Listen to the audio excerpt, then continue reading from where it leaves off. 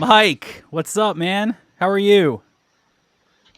I'm doing great. Finally. Yeah, we had a couple of couple technical issues, but we're through it, and you sound great. You sound great. So thank you for taking the time today. I really appreciate it. I appreciate you being patient with me. No, awesome. So was really excited to get together and talk. Kind of started a podcast like 3-4 years ago. Did a couple episodes, and then took a break for 3 or 4 years, and now we're back. And you were on my short list. I really wanted to get together with you and talk a bit about your record label, Coffin Records, and the Knoxville scene, and maybe have just a little bit of a record label therapy session was kind of what I was going to title the whole segment. So thanks for the time, and really excited to chat with you. Oh, I appreciate you having me on. I'm really happy to do it. I have been following you for a while, so I am stoked to be a part of this. Yeah, no, awesome. So kind of give me a rundown. Tell us a little bit about Coffin Curse. I know you're based out of Knoxville, Tennessee. Give me an overview of the label, kind of why'd you start the label, so on and so forth. Okay. I'm a long-winded person, so I'm going to try to not be super long-winded. No, go for it. Go But for it. the little so when I was around 20 or 21 years old, I started a label. I'm from West Virginia. I moved to Knoxville when I was 32, so back in 2012. And around 2000, 2001, I was in a band that didn't have any label representation. And, back in the early 2000s, it was almost like uh, a deal breaker if a band that was touring didn't have label representation. Yeah. So a band I had been in was on a label, and just a small indie label. And my buddy, he said, "Why don't you just start your own label, dude? You know how to do it. You've been watching me do it for 3 years."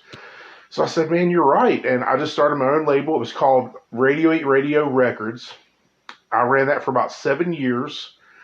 My claim to fame for that label, I put out probably like 16 records. Wow. And Yeah. my claim to fame is that I put out a record for Hawthorne Heights before they signed to Victory. Oh shit. So that was the that was the biggest thing we did. But then ran into some money issues around 2007 and had an opportunity. There was a small label that wanted to buy the rights to a couple releases I had done, and had the opportunity to sell, those releases. But it was a sketchy deal, and I ended up selling those records. But in turn, I sold my label, and the guy that bought it, he basically just bought it to put it out of business. So he took it over and then just shut it down and re-released the two records he wanted. He only ended up re-releasing one because one of the bands was just like not interested at all having anything to do with him. So the dude paid me like $10,000, took my label, shut it down, released a record, and then a year later he shut down. And by Karma that point, I was sucks, so right? disenfranchised that no doubt. By that point, I was so disenfranchised. I have never not been in a band since I was 19, so I've always been in bands, but I shied away from doing the label thing for about a decade. And then fast forward to 2018, I'm living in Knoxville. I've just started a punk band called Reckless Threat with another friend of mine. And I thought to myself, this band, at the time, myself and the other dude who started the band, Ryan, we were really serious. We're 38 years old. We're both the same age, and we really want to give this a chance at this point in our lives. We want to do this, serious. So if we're going to put out a record, we need to have label representation. So I started Coffin Curse as 100% a means to put out records for my band. And I thought I wouldn't do anything else, just records for Reckless Threat. And I would put out a comp here and there just to help local bands in Knoxville. But that did not last very long. Within 6 months, I already had around three or four bands. And in the first year, I released 50, between comps and singles, I released 50 records in a year. Wow. So you were Only stressed. two of those were my band. So you were stressed, is what you're telling me. Yeah. No, that's So awesome. Well, that's yeah. basically that's why I started the label. I, it was never intended to be anything more than a hobby and something to make my band look more legitimate than we were.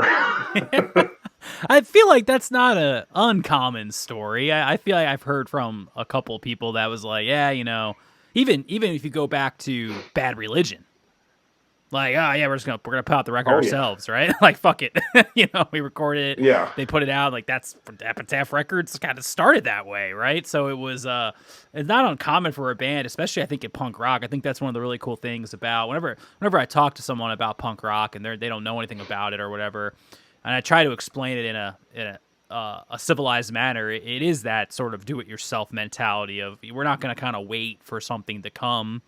We're going to figure it out ourselves, Fuck it if, the big labels don't want to talk to us or the big managers or booking agents don't want to talk to us. Like, we'll find a community and we'll do it ourselves. So that's been going on for decades. So I really appreciate you sharing that detail. There's a lot to unpack there and a lot of experiences that you had.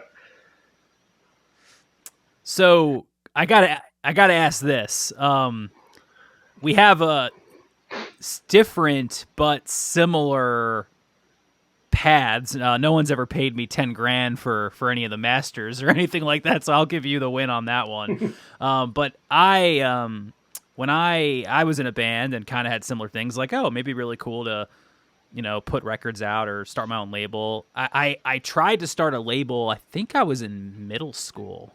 I think I was in middle school and I tried to start my first label, and it was like heyday of the AOL era, message board era. And I remember posting on some, like, I'm from Long Island. I grew up on Long Island, so I was kind of in that scene. And I remember posting some message board trying to come up with a name for the label, and changed it like 10,000 times. And people were making fun of me on the message board, like, oh, here's that kid that's starting a label again with a new name every other day. So there, from a very young age, I really wanted to do that. Then I was in bands for a while and, did the same thing when I put my own records. I personally like doing the label thing more than I enjoyed being in a band. I, of course, enjoyed the rush of playing shows and writing songs and recording songs. But if you had to ask me today, like, would you rather be in a band or would you rather do the label thing?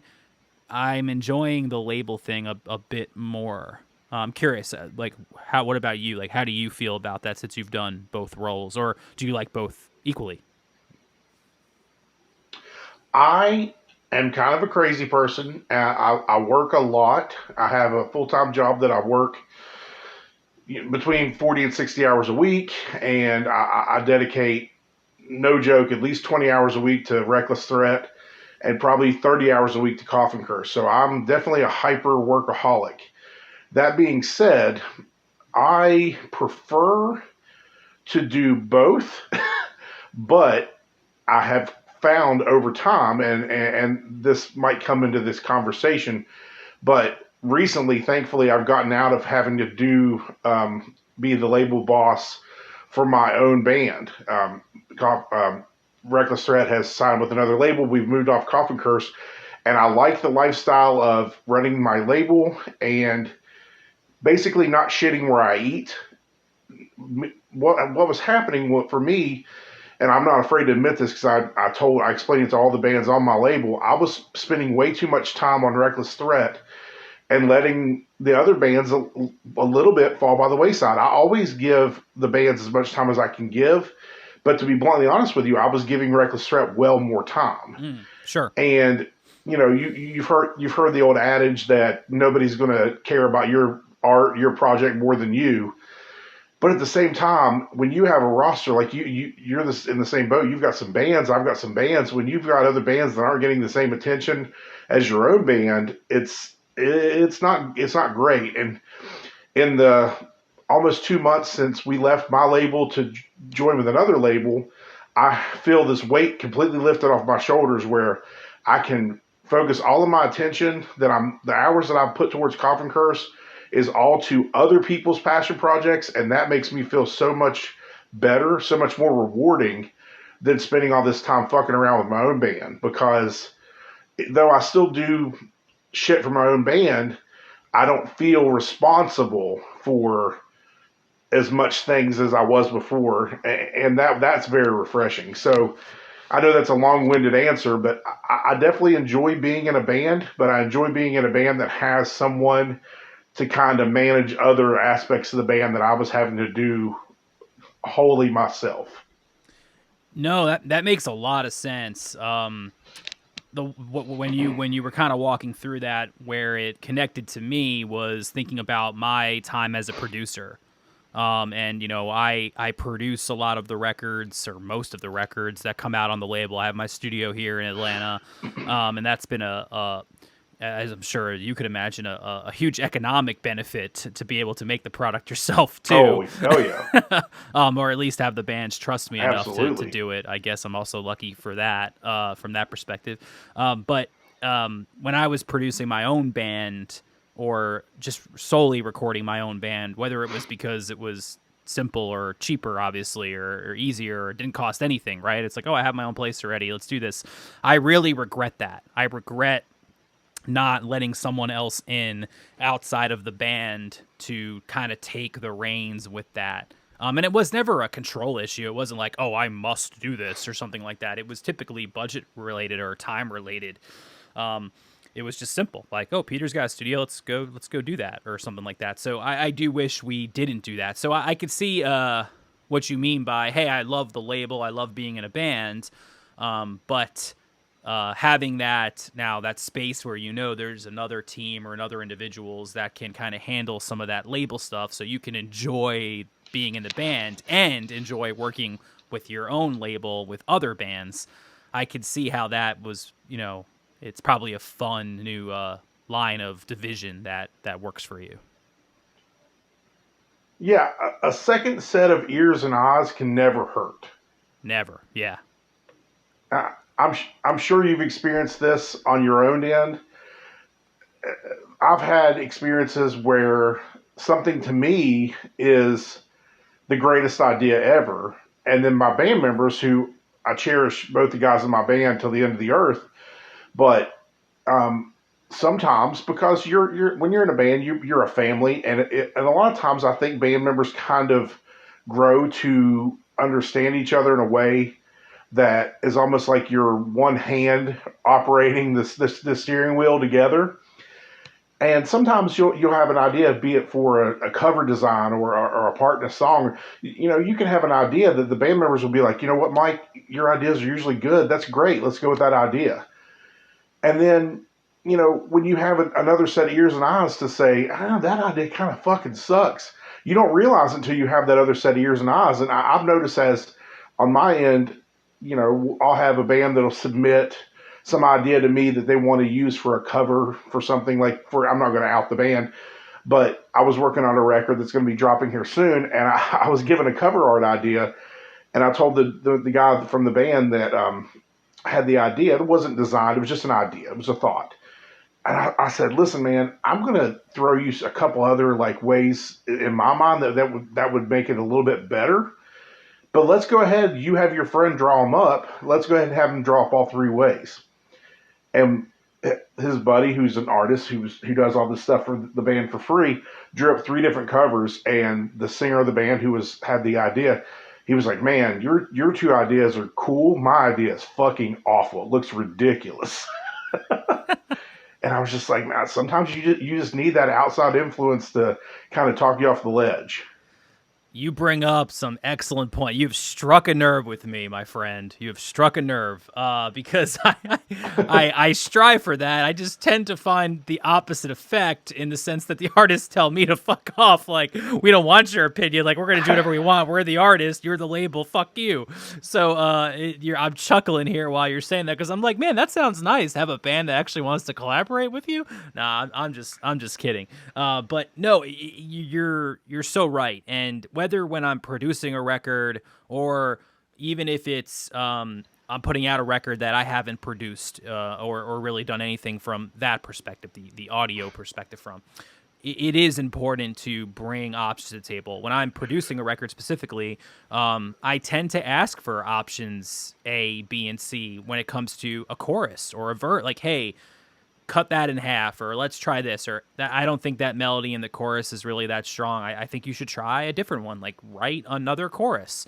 A lot of songwriters talk about you got to write the bad shit out. Write the song 7 times.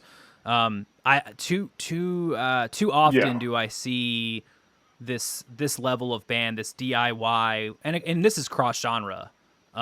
Just really settle with like their first or second attempt, or at least I would say the first attempt that leaves sort of the practice room, right? They may have messed around with the song together at practice for a while, but like when they're okay, let's record, they may have not even demoed the song. And now that it's easier than ever to kind of have your own studio, like let's just be honest, you can buy a MacBook Pro, a cheap preamp, and you can pretty much make a record in your basement, really anywhere for not that much money.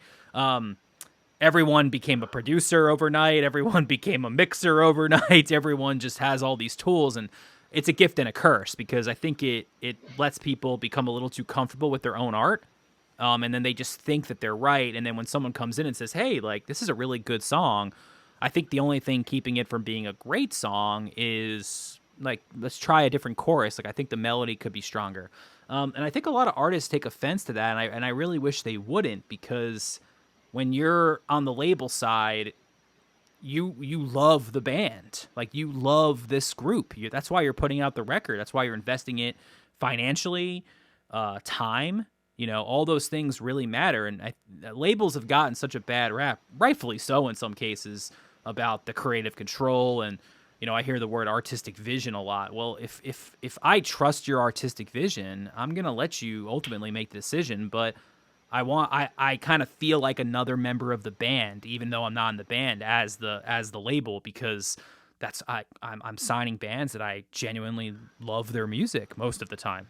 Most of the time. I was just saying it's the partnership aspect. If this isn't a partnership, then what is it? I mean, brass tacks, anybody to listen to this, Peter and I aren't making money. This is a labor of love. We're losing money. Yeah. And that was the main thing, is when I started this label, I said, not when I started it, because I definitely didn't start it to do anything that was going to cost me any financial upswing or downswing. But when I started taking on other bands, I said to said band, I am fine to do that. I just don't want to lose money. Okay. Then their question was, how much money do you want to make? I said at the time, I don't want to make money. I just don't want to lose money. Okay, well, and hear me, understand what I'm saying here. This is for fun for me. At the time, 2018, this is for fun. I'm doing this as a hobby. You make sure I don't lose money, we're fucking cool. Now, over time, that's obviously progressed. But that was the thing, is like, I'm doing this for fun, for a hobby, and to be in a partnership with you, just don't lose me money. No, and you make a great point. And I've had the same conversation with bands. It's like, I love the optimism that a band has. I love being able to hand them their record, whether it's the mixes, their vinyl, cassette, a CD, seeing their eyes light up when they see that physical product, seeing the pre-save link go live. I'm not a huge fan of pre-saves, but you get what I'm saying. Like when the link goes live, or the Bandcamp thing goes live. It's part of what makes this worth doing. But yeah, like, I'm not really interested in losing a shit ton of money. Like, and it's great that you want to do all these things, but maybe take baby steps. Like, maybe try something smaller first before you have to click. Because as you know, and what a lot of people don't get is, we got to buy this shit in bulk, folks. Like, it ain't cheap to just print 25 of something. In some cases, it's not even possible. Like, you gotta, but like, boxes are fucking expensive, man. You gotta buy them in bulk, like when you're shipping stuff out. So a lot of this stuff is expensive, and I do think a lot of the bands that haven't spent a lot of time previously sourcing, I don't want to say like goods and services, that sounds too corporate, but like sourcing items that are needed outside of like t-shirts and stuff like that. They don't realize like how the economics of some of this stuff works. So it's I love the passion of like, I want to do this, I want this, I want this, I want this. I'm like, yeah, but can you actually like sell those? Like there's so much about still wanting to grow your band that will get to that point. And that's why I respect like what you're doing, and I respect this. And it's not just us, there's other labels like us too that are really trying to be more than just a social media play or this. Like it's more than just, okay, cool, send me your record, I'll put it up, and we'll promote it once in a while through a story. It's more than that. There's plenty of those labels too, but I don't have Pure Noise money to just say, hey, here's 20 grand, see what happens. Who cares if we lose it? Because we got 5 other bands that are gonna make us that back. But I do love the beginning stages of a band like that, getting on their first tour. A couple of the bands that we're signing right now are like brand new bands. Like that's unheard of. No one signs brand new bands anymore. You wait till they have 10 million streams on Spotify, and then it's a bidding war to get them something. I really like finding that band where I'm like, yeah, you're okay, but I think you could be fucking great. So let's work together and get there. And maybe that takes 2, 3, 5, 6, 7, 8, 10 years maybe. But that's a big passion of mine, is the artist development journey that comes with being with a label. And I think a lot of labels lost that, I grew up when Drive-Thru was blowing up, right? And it was like a family, and that scene. And Fat Wreck's always been that way, and Epitaph really started off that way, and things like that. So I've really tried to kind of bring that culture to the label, and try some untraditional stuff too, and try to get into different genres that I maybe not have a lot of experience in, or work with bands in other capacities and in management capacities and things like that.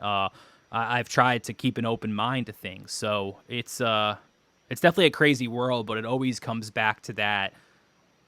I really think what you are doing is special, and I want to partner with you to help you make that better. And hopefully you'll not be an asshole or something like that,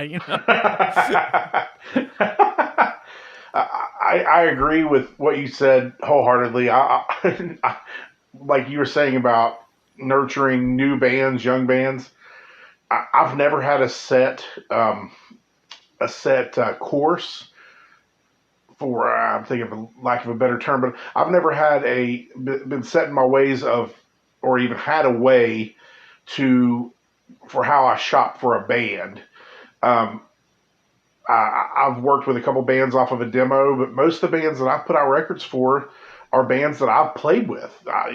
Reckless Threat played a show in Richmond with, I'll give you an example. Literally, Reckless Threat, like right when we started back to playing shows, not post-pandemic because we're still in it, but when things started opening up a little bit, I think it was maybe May of last year, June-ish, we went on a little weekend, and we played a show in Fredericksburg, Virginia, which was just crazy.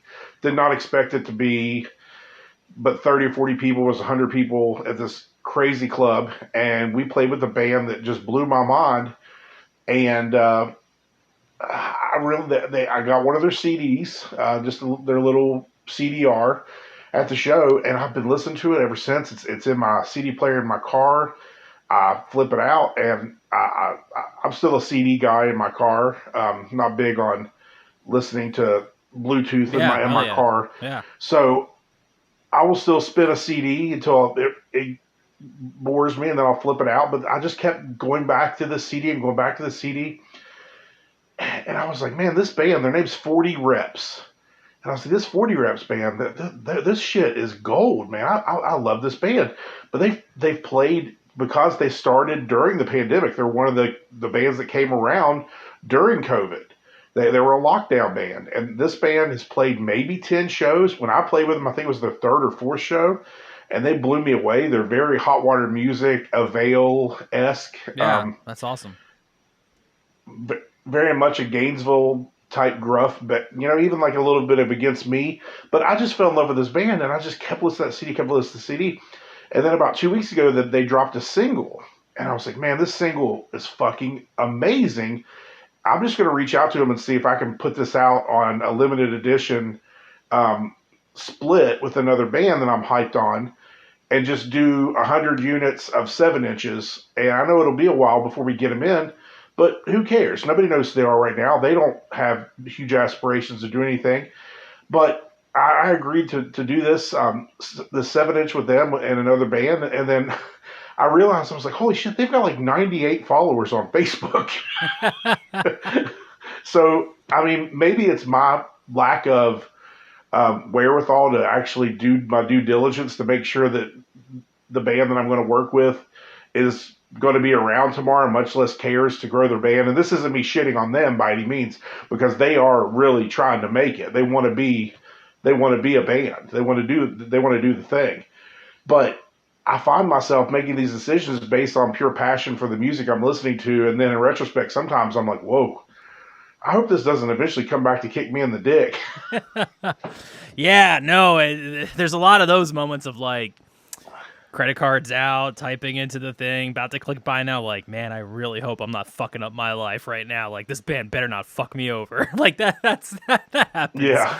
And I think I've learned sometimes you just got to roll with it. Like, expect the unexpected. I mean, who the fuck thought COVID was going to happen? And that just, from a DIY perspective, that hurt. And we'll talk a little bit more about that, in the current supply chain issues that are happening. But you make a good point. I mean, I always felt like people forgot about the little guy, and when Spotify and streaming wars started, or whatever you want to call it, and people weren't buying CDs, a lot of cars now, if you go buy a new car, you can't even fucking put a CD in, right? So there was this, back in the day, it was so easy to get, everyone was going to disc makers and getting, 1,000 CDs for $800 made, and you could sell them for 10, 15, 20 bucks at times, based on how big the record was or how big your band was. And I remember spending $20 on CDs back in the day. It was crazy.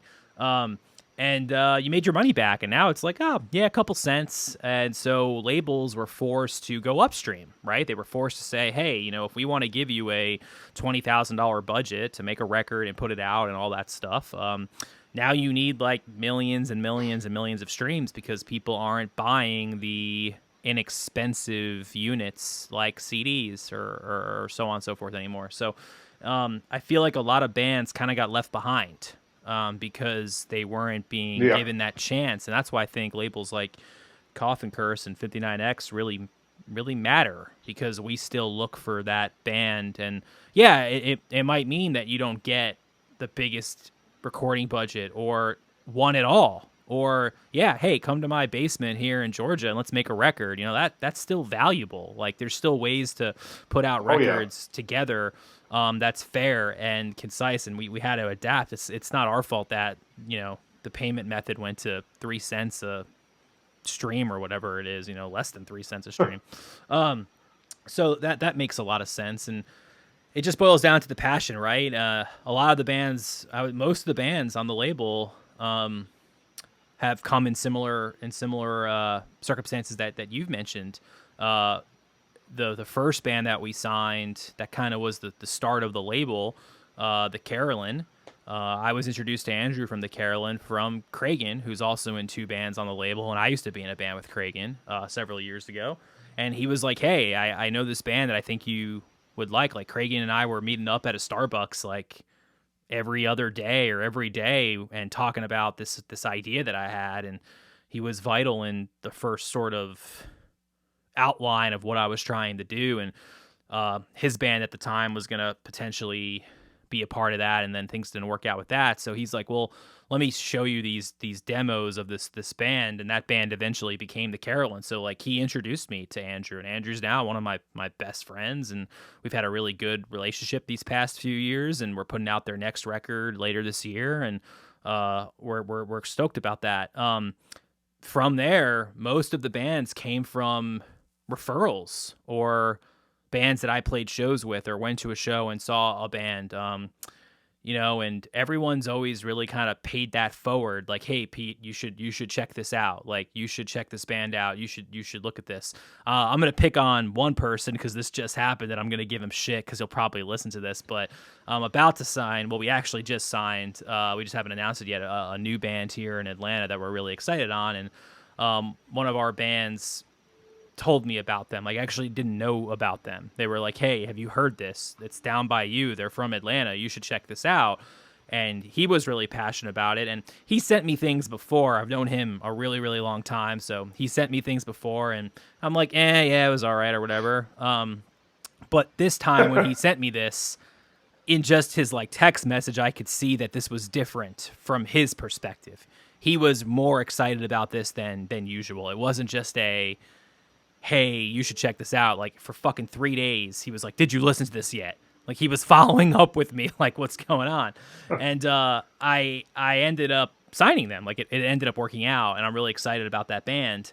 But then, like, he was being a smart ass, but then he's like, so, where's my signing fee or something? Like, where's my signing bonus? And I'm like, fuck you, signing bonus. I put your shitty fucking records out on this label too. Like, that's the point. Like, we're all in this together. I'm like, yeah, if they blow up and make me a shit ton of money. Yeah, he just kind of came off like he wanted something in return for like being a friend. And I'm like, fuck you, dude. So I'm just giving him shit. I love you, Brian. There's no executive producer credits for you today, man. bro. Yeah, go hustle. Go sell me some records, But it's that part of the community matters. And I think it's important. And part of the reason I wanted to start this podcast again and reach out to folks like you is I think we need to have each other's backs too. It's not a competition. It's not who's putting out better records or this or that. Like, you might come across a band that just doesn't make sense for you, but you're like, hey, you should talk to Peter, or vice versa. There might be a band that doesn't make sense for me, but I'm like, hey, Mike at Coffin Curse could really do something for you. And I think we need to have a more united front on this DIY sort of boutique label stage, because it's hard. It's really fucking hard, Yeah, I totally agree with that. I was there's a label out of Columbus called Punkerton Records. Mm-hmm. And I was talking to the owner of Punkerton the other day, and we were talking on Messenger, and he was talking about how he wishes that because I made that Spotify playlist with your label, my label, and a bunch of other labels. And he said he wished that more labels could be like that, and it's kind of cutthroat. And I said, the funny thing is, I hate that that's the experience that you've had, because I've not had that experience. I in the last 3-4 years, my experience has been that all of the labels that are on my same footing, it seems like we all do want to be a community. And even to their credit, bigger labels that have been around for 30-40 years. I had a deal. I did a excuse me. On Coffin Curse, we did a Operation Ivy cover record, and Epitaph was super cool with the publishing rights. They gave me an incredible deal. It was pennies. I mean, Peter, it was pennies that I paid for publishing, for the royalty rights to those songs, those 12 songs, and they let me go above and beyond. They helped in ways that I would. I mean, I literally was talking. It wasn't just some schlub. I was talking to Brett Gurwitz through email. I'm talking to Mr. fucking Brett from Bad Religion. That's fucking and then a couple of years goes by, and I did, during the pandemic, around this time last year, well, actually it was over the summer, probably around August of 2021, I did a comp to raise money for local no-kill animal shelter here in Knoxville. And I was like, man, this is an 80-band compilation. I've got 78 songs. The goal was to do 4 CDs, which we did, 4 CDs, 20 songs per CD. I wanted 80 bands. That's how I was marketing it. But I needed 2 more bands because 2 bands just weren't able to get me their songs in. And I was like, I need to shoot for the moon here and get 2 bands that actually have some clout.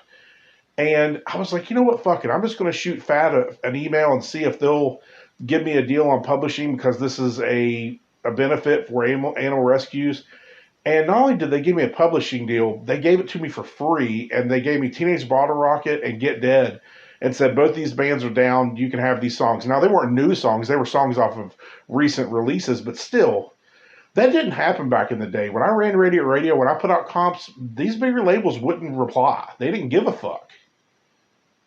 So I genuinely believe that across the board, it seems like everybody's more willing in 2022 and in our current situation. I feel like because the system is broken down so much, because it's now this world of streaming and there's not a lot of money to be made and you got to hustle to make your money. I almost think that labels have opened their possibilities to work with other people in ways that were never there before, just basically because, well, I'm not making money off of CD sales or vinyl sales or streams anyway. We're making money off of tours and publishing deals and packages. And what's it hurt for me to give a couple of my bands publishing rights for a song for a charity compilation? For sure, yeah. I mean, you're dead on. Like I remember and thank you for putting us on that playlist. Like Jake from Rough Dreams just texted me like, "Yo, you down?" And I was like, "Fuck yeah!" Like it wasn't even a question. Like why wouldn't I be? You know, like yeah. There's and hearing you talk about Epitaph and Fat like that, it just gives me motivation and optimism that like we aren't going completely down the fucking shitter with this like fucking vaguely purposed fucking pop punk revival or whatever the fuck they're calling it now that's happening that I just cannot fucking understand because it's just doesn't feel authentic to me. And that's the point I'm trying to make is authenticity matters. It's always mattered. And when your heart's in the right place, and hey, you don't always get it right. I've made mistakes too. I've tried to be bigger than I was, and I've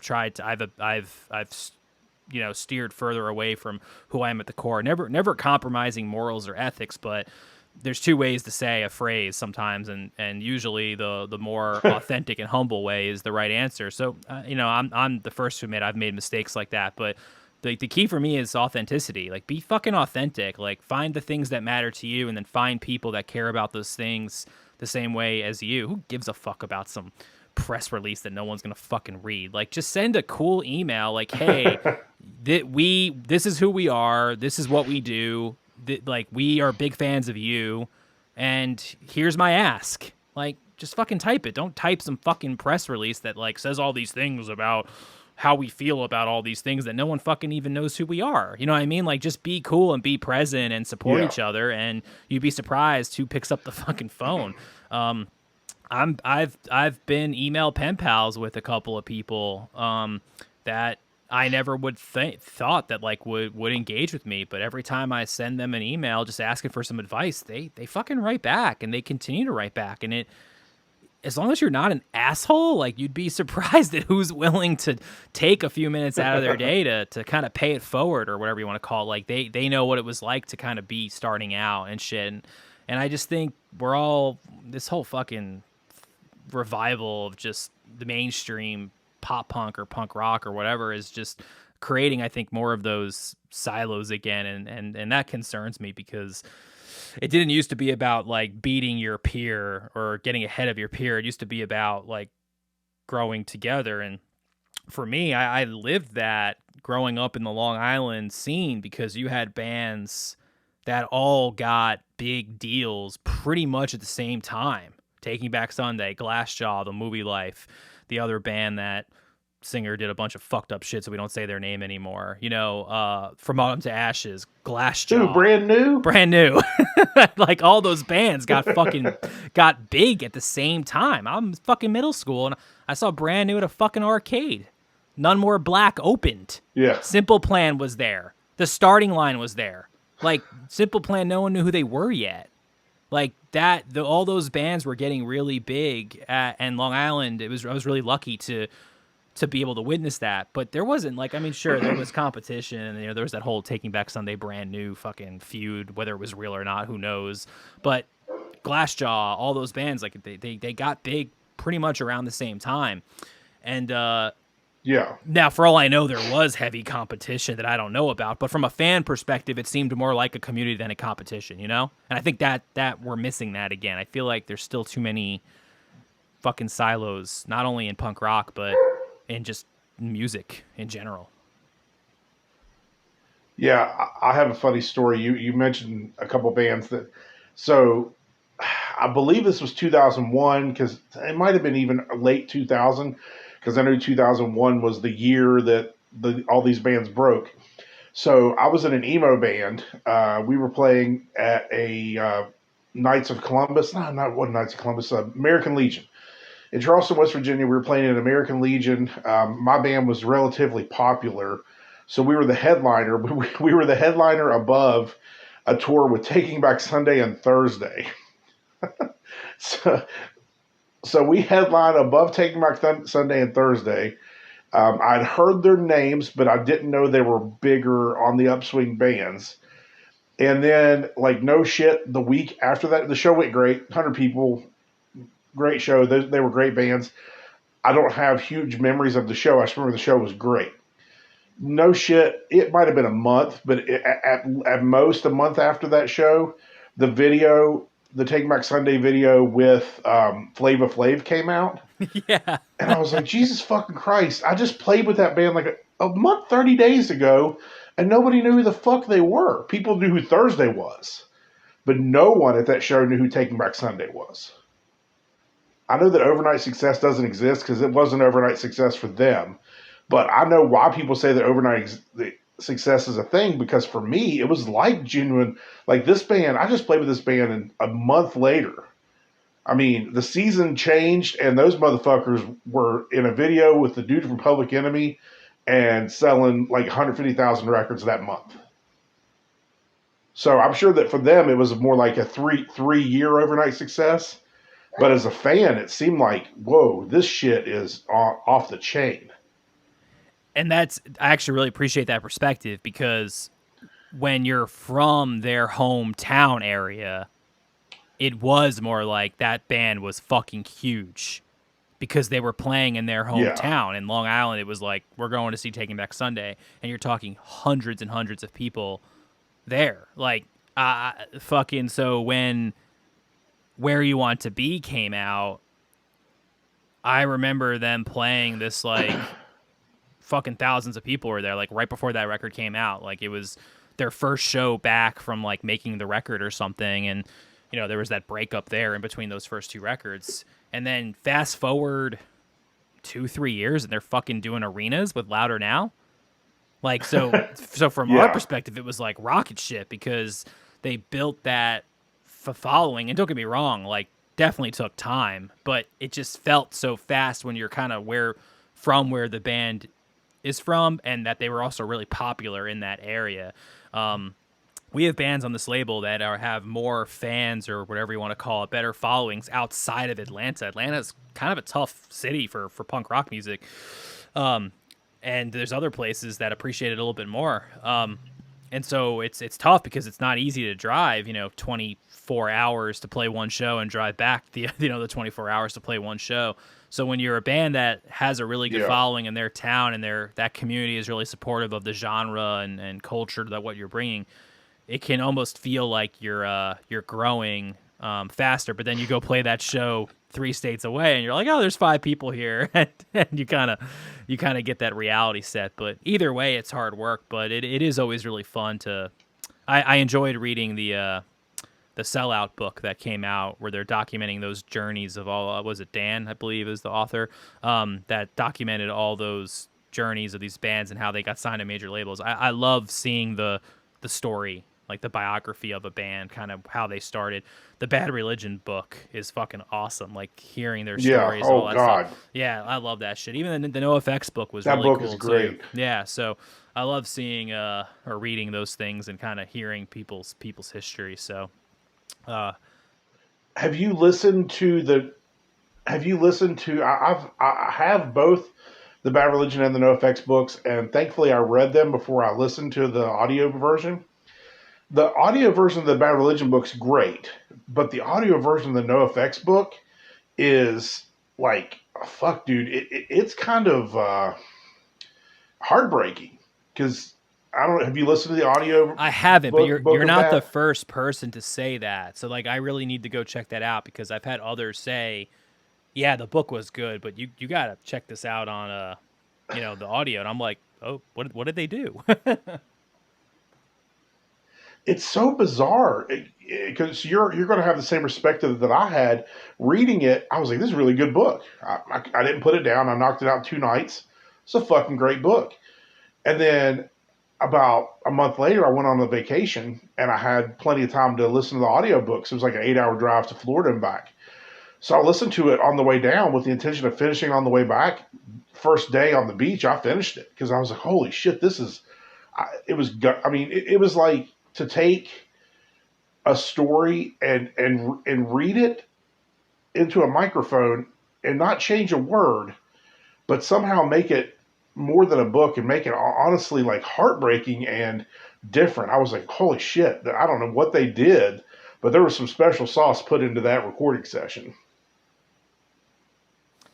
Yeah, I think I really appreciate those types of, I guess, pieces of work you would call, right? And when you get to hear it from the source as much as possible, I think that matters because when you're reading something, you're hearing your own head kind of read this back and you're taking it. But when you listen to somebody, you kind of, even if they're saying the same thing that you're reading, the tone of their voice, how they say it, that matters. Like it could bring a different feeling on, right? That's why I struggle with watching a movie and then reading the book.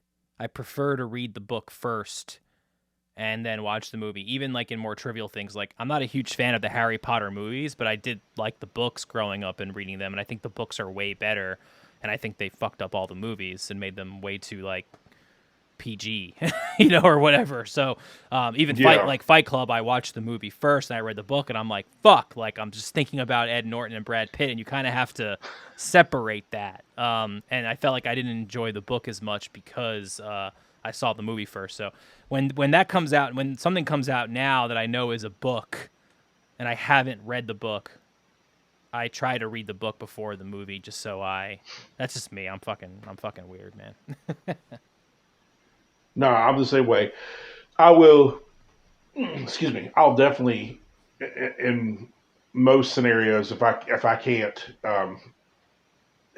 just completely avoid the audio version or the movie altogether, I'll just put it in the back burner and not even get at it because I really need to have that written version in my head first.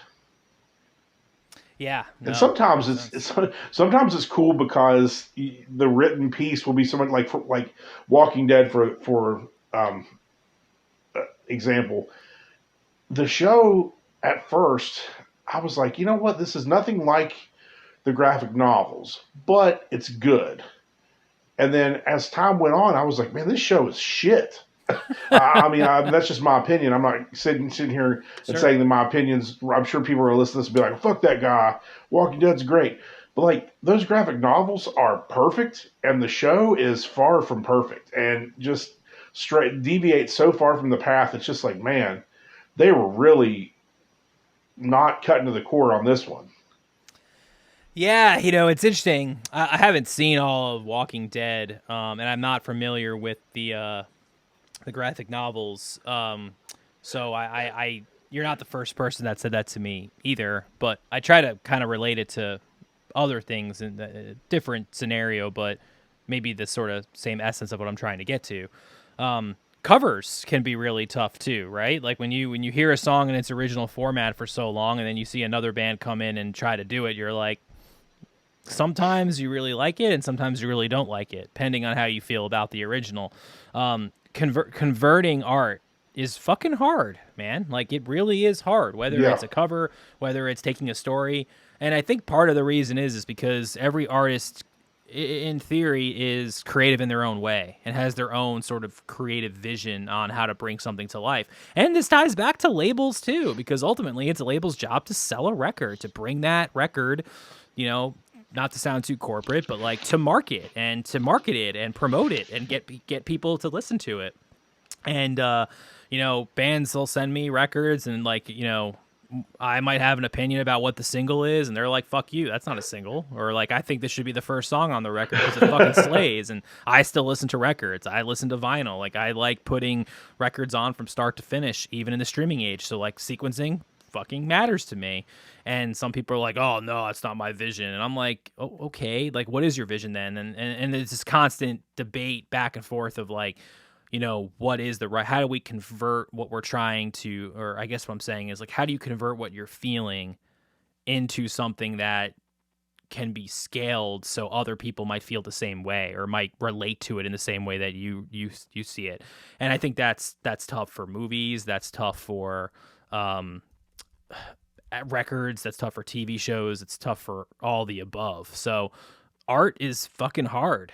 And I think that's also kind of what keeps it interesting and why I think it's also very timeless, because you could get different creative visions over a period of time. Like, look how music has changed. Even look how punk rock has changed from the 70s, 80s through, you know, the current state of it. Yeah, 100%. You hit the nail on the head. I've had, there's a band on my label, there's a band on Coffin Curse, that the guy, they're called the Downstrokes, and other than the drummer, all of the guys in the band are in their early 50s. They're a great band, and they are 100% a punk rock band. But they're a punk rock band in the essence that they sound like, not the Ramones, but they sound like the Spirit of 77 punk rock bands. Now, I promote them as a punk rock band. You know, the Downstrokes, punk rock band. I've had, I can't tell you how many reviews of their album that I put out, and just conversations that I've had in person, promoters, because my band's played a few shows on the road with that band. And I've had people tell me, you know, like, oh, so you're the guy that put out there. That's, I mean, why do you call it punk? That's a rock and roll band.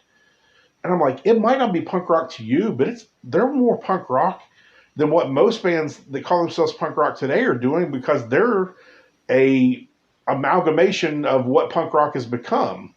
This band might not be, they're not fast like NoFX, but I mean, the Sex Pistols weren't fast. No, neither was the fucking Clash, dude. Not fast like a skate punk band, you know? Yeah, there's so many different ways to wind a watch, and it's still called a fucking watch. Yeah. And that's the way I look at punk rock, man. It's like, for me, it's like, you know, some people are Casios and some people are fucking Tag Heuers, but, you know, your band might be a skate punk band, and that the band down the street that is playing at the club that's competing with your show tonight might be a post-punk band, but you're still in the same wheelhouse. You're still fighting the same fight. You're right. I agree with you. I've even gone as far to say that I don't view punk rock as much as a genre of music as it is as a cultural element. Like, you can. Yep. Too many people are trying to define what punk rock is, and I'm guilty of that too. And I'm judgmental about some things, and you know, there's some artists breaking right now, or and others that are changing genre. There's this big genre shift to like, oh, let's fucking do pop punk or punk rock, and that's kind of what the kids that are like seeing this music, like that's their version of punk rock. And I guess the reason I try to be sympathetic towards it is, like, I remember when Enema of the State came out, and that was like really mainstream, and I'm sure that there were people like, this isn't fucking punk, dude. Like, what are you talking about? Like, this is fucking pop music. Like, All the Small Things is a pop song. Like, what do you mean punk? Like, Blink isn't punk. Yeah. And they're like, or that version of Blink isn't punk. Like, go back and listen to fucking Carousel and listen to those songs, like Dude Ranch and Cheshire Cat and Buddha. Like, that was way more punk. Like, this is they sold out. Like, that was that whole major label thing. So when I turn on the radio, for lack of a better term, or whatever, and you see this new generation, I'm purposely not saying names just because, you know, I might be in the minority and I'm trying to be unbiased to this new wave of pop punk or whatever the fuck it's called. It makes me very like, fuck, but then I try to remind myself, like, who am I to define the word? Who am I to say what's punk and what's not? Because that was what was always cool about punk, in my opinion. And that's what attracted me at a young age to that genre of music. Same thing with hardcore, and metal was a little bit more, I think, defined, but hardcore music, post-hardcore music, it kind of existed in a lot of different realms. You could go to a punk show and there'd be a post-hardcore band playing as well in certain areas, especially on Long Island. You know, that emo Long Island tri-state area phase bled into a lot of punk things. But like, yeah, people were like, Taking Back Sunday, are you kidding me? Like, they're playing with Rancid at Warped Tour. Like, what the fuck is that? Like, I heard those conversations too. But I always felt like, actually, one example I can use, Good Charlotte, Young and the Hopeless, that record. I think it was that record. I'm starting to forget a lot of shit, and it fucking scares me, dude. As I get older, it scares me. I'm pretty sure it was that record. And in the CD liner notes, Benji, I believe it was Benji. That's his name, right? Benji. God, it's been so long. Benji. Yeah. He wrote like a short statement, almost like a short essay in the liner notes, and he referenced, like, he's talking a little bit about what I was talking about, like, what, like, people tell me, like, I'm not punk, or I don't want to quote it because I don't remember it, but there was some monologue-esque type piece where he's talking about punk rock and what is punk rock and what is not punk rock. And I think it was because a lot of people were saying that they weren't punk rock, but like, he was in love with Rancid, like, he was in love with those bands. They just played their version of what they were doing at the time, which now we would reflect on Good Charlotte was like a pop punk band starting out. It was very aligned with pop, more on the poppier side of punk, where a lot of those other bands that we grew up loving, like Bad Religion and Face to Face and Rancid and NoFX, were more on the punkier or skate punk side of the genre, not the more poppy side, or the punk rock side, I should say, not the pop side.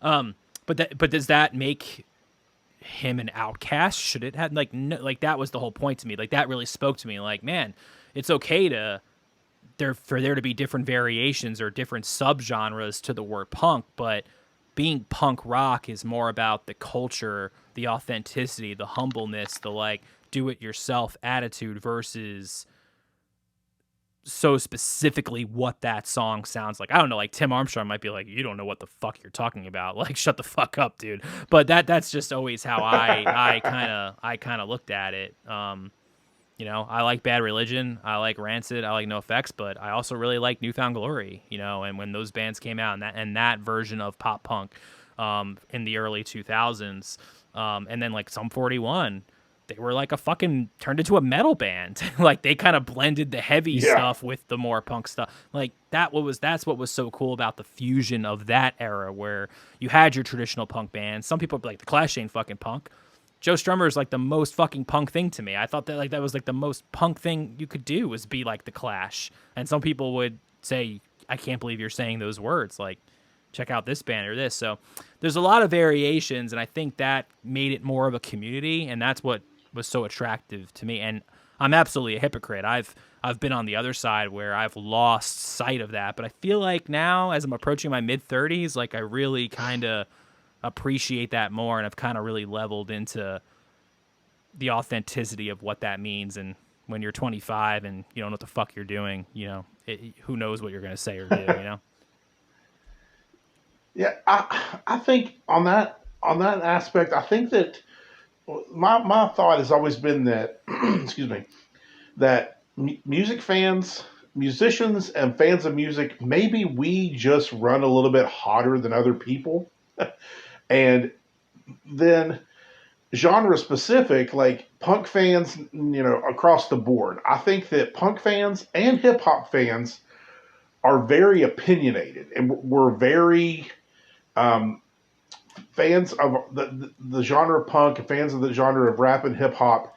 I think that we're very like, we want to keep our love of the type of music we like.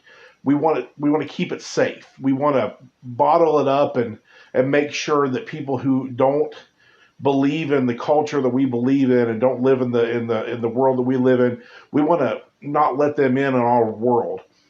And it's funny because I thought to myself, like, country music has a lot of different subgenres as well. If you listen to country music, I don't really typically listen to country music, but I do know that it exists, and I do hear it. Like, I do have an office job where country music's played in other offices and where I work, so I do hear it on a daily basis.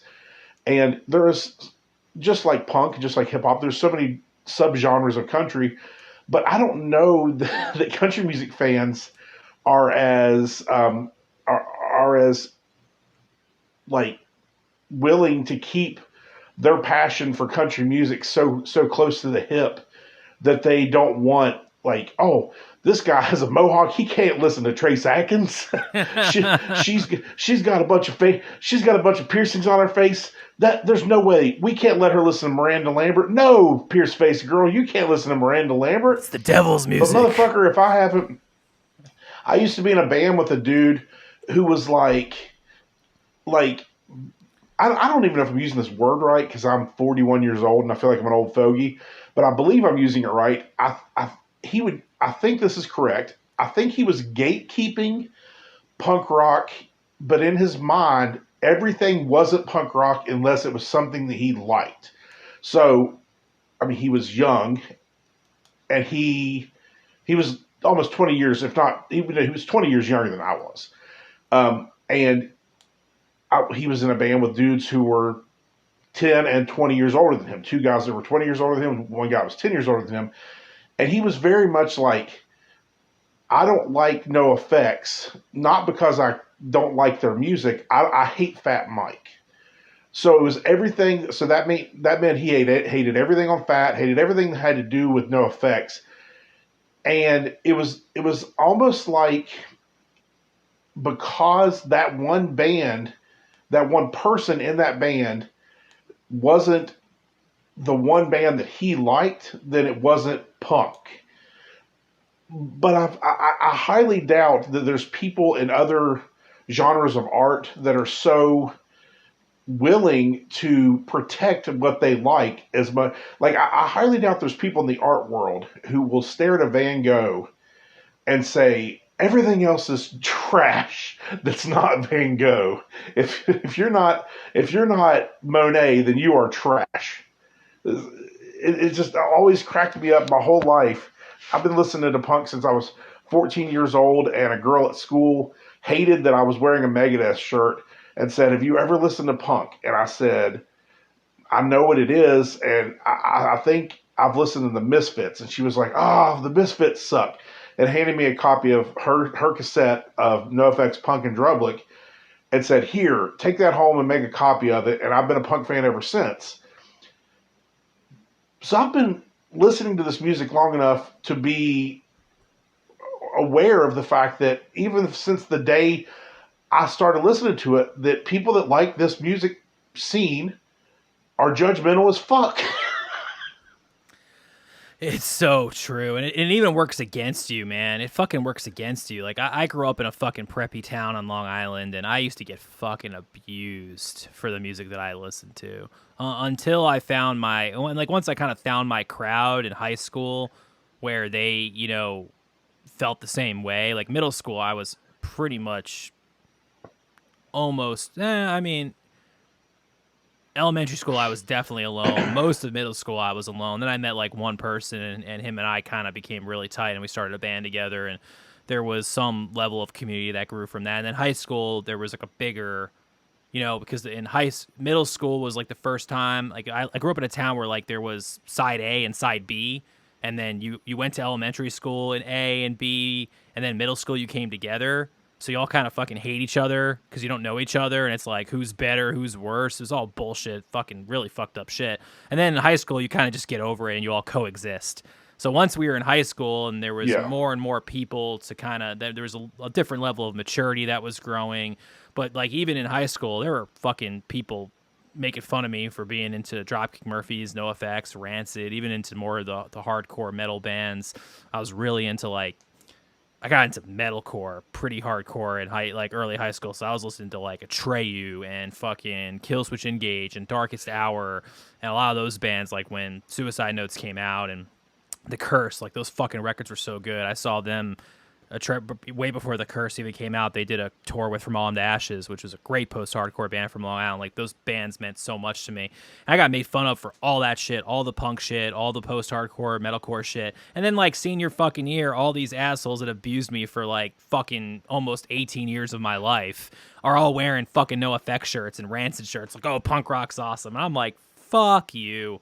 You know, for years you gave me abuse, and now you're fucking walking around listening to Punk and Drublick or, you know, War and Errorism because all of a sudden it's cool to do so. So, I mean, and everyone kind of goes through those experiences, but ultimately, you know, certain things and tastes come and go. Like, I really got into indie rock in college. You know, I started listening to softer, I guess, music, and I was really into this day the band The National. I fucking love that band. They're one of my favorite bands. I listen to their records all the time, and it's the complete opposite of Bad Religion and NoFX, and even Bad Religion. Always had respect for them, but it took a while for them to speak to me, like for me to connect with it on an emotional level. And that's another point to make is never thought the band wasn't good or great. It took certain things in my life for me to kind of get it. Another great example, that was the Gaslight Anthem. I remember when 59 Sound came out, and when I first listened to it, I didn't get it. I'm like, I just don't get this. Like it didn't make sense to me. And I'll give him credit because I was talking shit about him earlier when he asked me for that referral fee. The same person, my friend Brian, he's in a band called Black Suit Youth from New York. He told me, he was like, you're going to get this once you get, I've known Brian since I was 15, 16. He was the best man at my wedding. I've known him more than half my life now. Cause I was interning at a recording studio that his band was recording at and was kind of friends with everyone that worked there. And that's how him and I met. He said to me, like, this is going to make sense to you a little bit later. Like you're still a little young. Like you're not really maybe connecting with what the band is saying at the time. And he was right, because fast forward like a few years when Handwritten came out and I was a bit more mature, I was like, oh fuck, like this is the greatest band on the planet. Now I get it. And the Gaslight Anthem became one of my favorite bands, and like some of those records are absolutely in my top 10 favorite records like ever. Two of them in particular that come to mind. So your journey in life can also impact the tastes that you're in, but I felt like punk was always very consistent for me. I still listen to records in the 90s. I still listen to records from the 2000s, and you know what? Like I like New Rancid. Like I still throw on Troublemaker. I still throw on those records. I like those too. So punk rock always kind of remained timeless for me, while other genres may have kind of came and went a little bit. What I love that you said the 90s, and it really spoke to me on something that I've been wanting to say in this conversation. What I love is I've been getting bands introduced to me recently. And the one thing that I will say about my label is I deviated away from I guess morals isn't the right word for it, but I'll use it for this in this context. My moral clause for Coffin Curse, other than don't lose money, was don't put out music that doesn't fit your wheelhouse and what you know. And what my wheelhouse and what I know, though I listen to everything. I listen to hip hop. I listen to metal. I listen to grunge. I listen to it all. I don't listen to a lot of country, but don't dislike it. So I listen to everything, but I told myself early on when I started doing the label more seriously, and by seriously I mean bringing on other artists and things like that, I said I will not put out records that aren't in my wheelhouse. Coffin Curse is a punk, emo, and hardcore label, and that's in that it says that in all of my social media accounts, and I make sure our first ever magazine ad said for the love of the tagline in the magazine ad was for the love of punk and hardcore. So, and I lump emo in with hardcore. And I was very much from the beginning, I do not want to work with bands. Not I don't like rock and roll. Not that I don't like hip hop. I just want to keep this to be these three genres that I consider all an outlet of punk rock. So I can just call myself across the board, Coffin Curse is a punk label. It's an easy question to answer. Hey, if we're going to do an interview that's going to be a 30-second interview for like YouTube, just tell me a little bit about Coffin Curse. I can tell you in 5 seconds we're a punk label. But I've had a lot of friends and band members that are in bands on the label recently. It just seems like I've been getting, just like you have friends that pitch you bands. I have people that pitch me bands. I wouldn't say daily, but at least once a week, somebody will be like, hey man, you liked my band, check this band out. And what I've been getting a lot of recently, I don't know if you've gotten this, but I've been getting a lot of, and this is going to go back to me saying subgenres of punk, so yeah, it's punk. But I've been getting a lot of people in the last 6 months pitching me 90s style grunge bands in like the wolves in sheep's clothing kind of thing, 90s grunge sounding bands in a punk rock outfit. and I started thinking to myself, I was like, there's a lot of bands that are calling themselves punk. Just open blanket statement, oh yeah, we're a punk band. And they sound like Nirvana, or they sound like early Foo Fighters, or Toadies, or Tad, or fucking even Soundgarden. And it dawned on me, I was like, holy shit, dude. This is just something that just dawned on me a few weeks ago. I was laying in bed. I couldn't sleep because I barely ever sleep. And I'm listening to Soundgarden. Sometimes I listen to music when I try to go to sleep. And I was like, holy shit. I listened to Bad Motorfinger. It came out in, I believe, 1993. This is a fucking punk record. Nevermind is a punk record. Bleach is a fucking punk record. Like, fucking all the stuff that was alternative isn't a thing. Grunge isn't a thing. These bands should have just been called punk bands. And that's why these bands now that I'm getting demos of that call themselves punk that sound exactly like fucking Nirvana, in their mind they are punk because Nirvana was a punk band. Nobody called them that.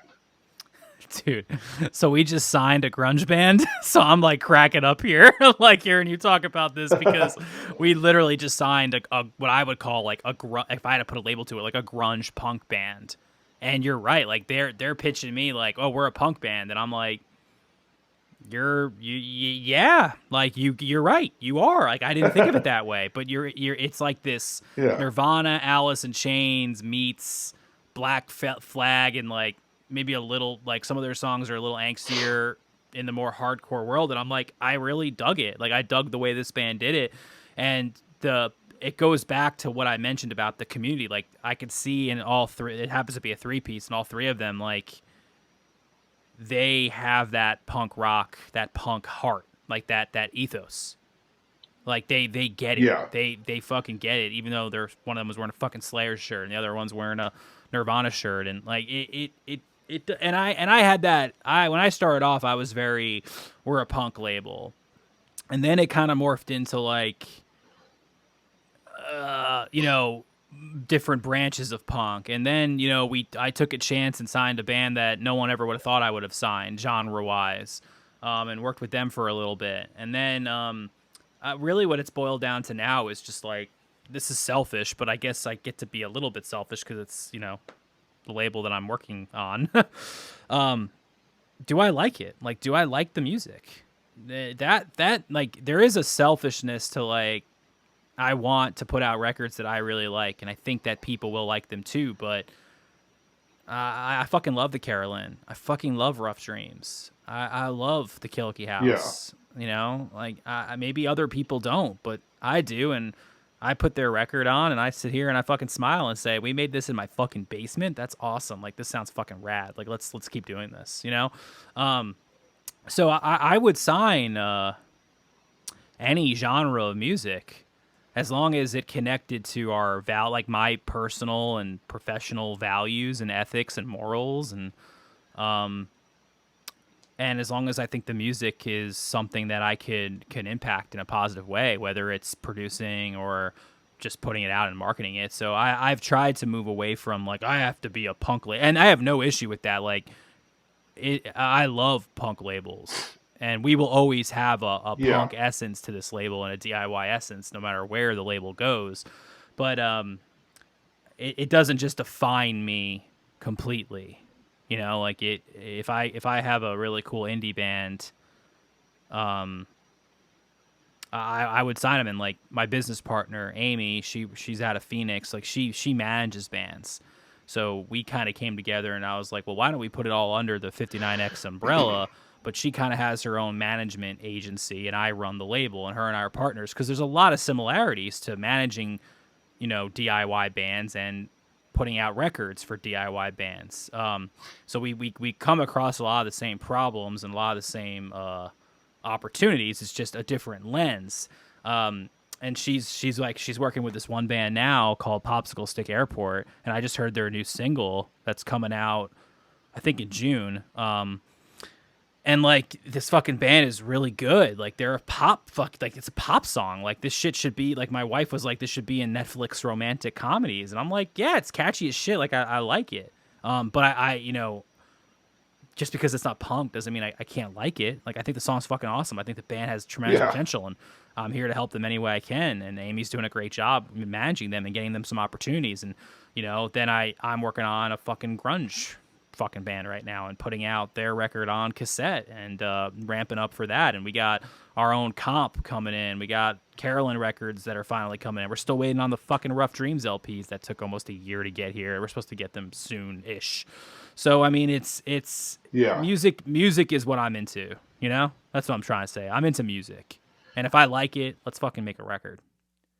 One thing that I'm learning here, to be a real podcast host or producer, or whatever fake word I'm supposed to use, I'm supposed to have some segments. So I'm closing out each episode with some segments, and then we'll have some music or whatever, all the stuff that I'm legally allowed to play.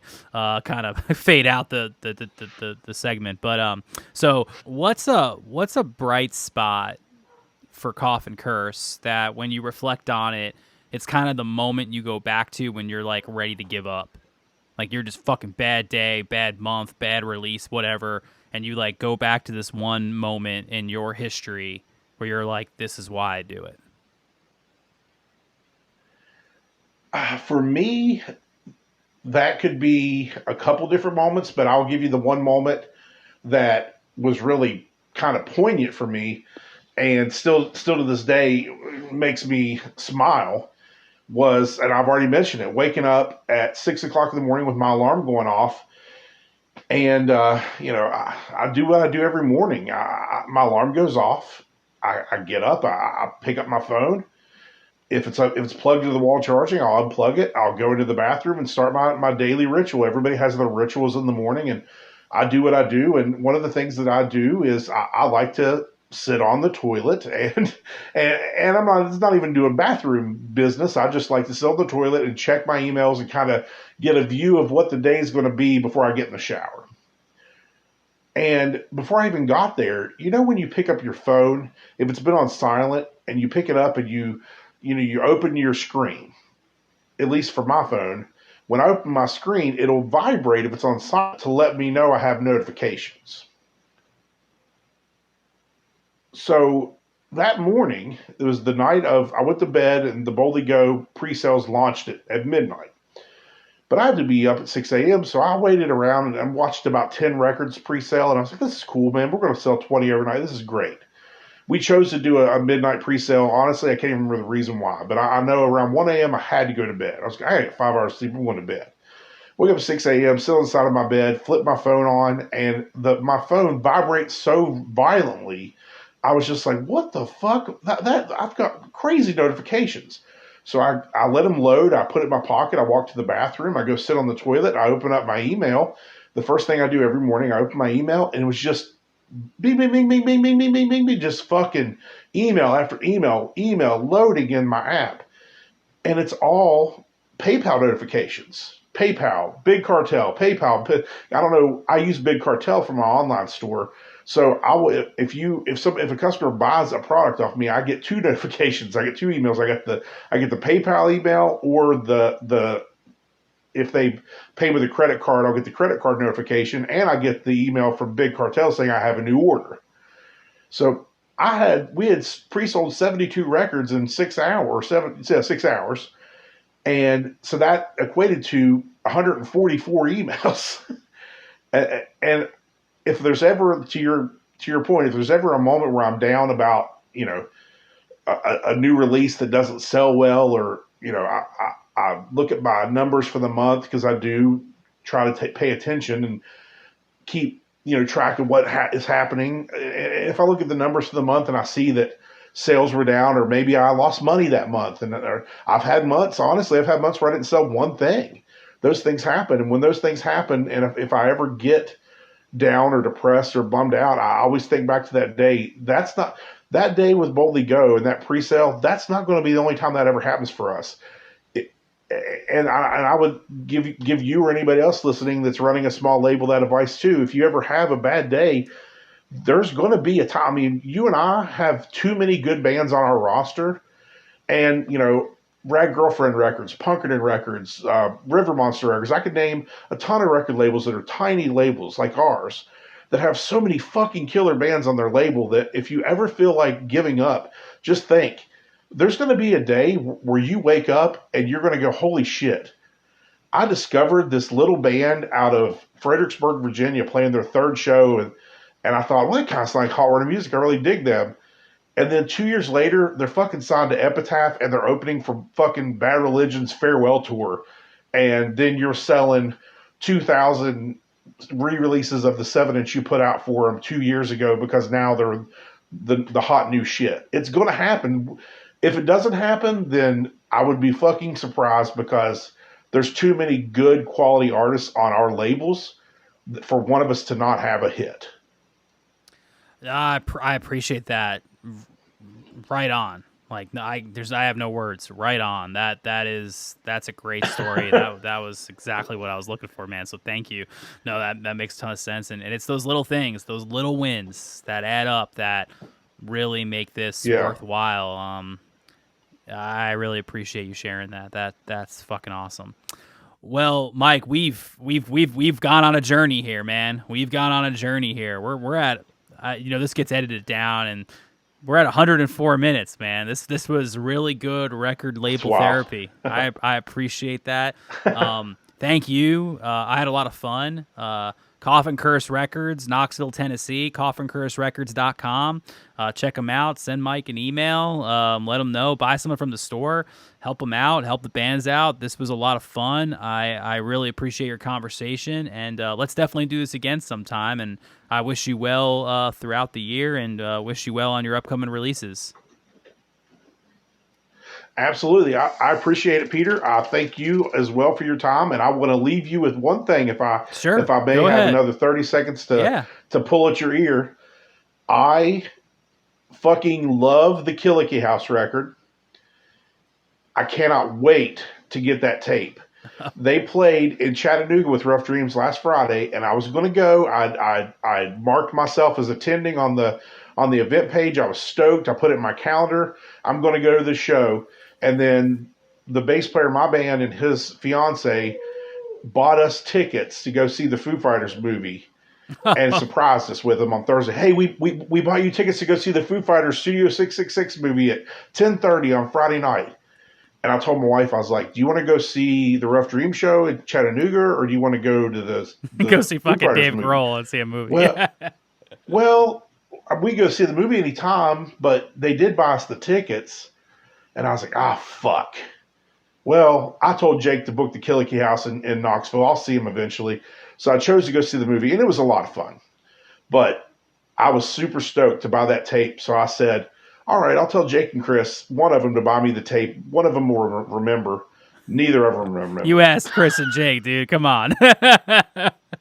Yeah, so I just need to order. I just need to go online and order the tape because I'm stoked on it. I have a huge tape collection. I'm a big tape collector. I'm looking at my wall in my bedroom right now. My wife has mounted these tape shelves on the wall. I've probably got 200 tapes, and I've got a space set aside. No shit. Like if I could send you a picture, I will send you a picture. I have a space right now that's to the right of my Rush Dreams cassette that you put out because I'm weird about cataloging and organization.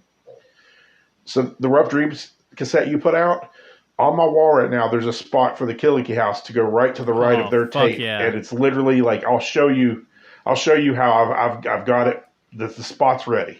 Oh, that means a lot, man. Thank you. Yeah, no, definitely. That means a lot, man. Thank you. Hit up Courtney. We actually. I gave them, we did a really short run, and I gave them all to the band for them to play at shows. So we actually even put it on the web store just to kind of help support the band. So Courtney, I know, is taking a couple orders kind of over Facebook or whatever. So that means a lot, man. Thank you. And they're a great band. We're about to gear up. They're finishing out demoing their next kind of thing. And they got some cool stuff going on. They're going to be heading out west this summer. We got a little tour happening for them, so it's I appreciate your support of that band. I think they have a really bright future ahead, and this is perfect because I'll end this and I'll play Milk and Honey. So we will exit out the podcast with Milk and Honey by the Killakee House as the exit song. Fucking great song, man. Awesome. I fucking love that song. It's so catchy. Her voice, great song. I appreciate it, Mike. Well, thank you. I know Courtney thanks you. Appreciate all that you do for the business, for just the culture. It was great catching up with you, and we'll talk real soon, man. Be safe out there. Yep, I'm going to leave you with my tagline. Go for it. Oh, hell yeah. There you go. Mike, Coffin Curse Records, dude. Thanks so much. Have a good night. You too, Peter. Thanks. Later.